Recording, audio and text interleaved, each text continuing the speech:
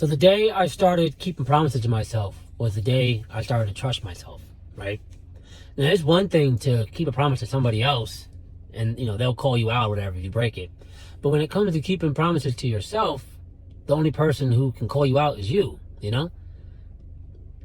Like a lot of people that are dealing with struggles, like fucking alcoholism or, substances abuse, even porn, right? A lot of the times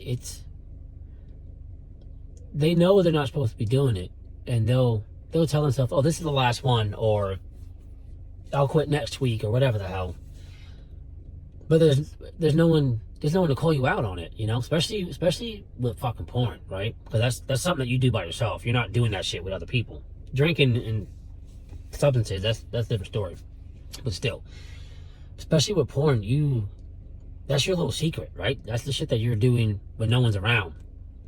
Then you tell yourself, oh, this is the last time, or I'm not going to do this no more, or whatever, and then you go back to it. You got to stop doing that shit, right? So the day I started to tell myself, like, hey, I'm not going to do this. I'm not going to drink. I'm not going to watch porn. I'm not going to smoke. None of that shit.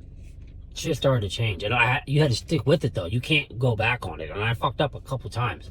But you can't go back on it, right? You stick with it and shit changes. The way your brain works changes, I'm telling you. And then you start to take what you say, as truth. You got some weight on your words now, on your promises. And that shit goes a long way. Because then you get to the point where you tell yourself, like, oh, I'm going to do X, Y, and Z. And sure enough, you fucking do it. Why? Because you've proved to yourself that you're a man of your word. All right? So stop fucking lying to yourself and be a man of your word.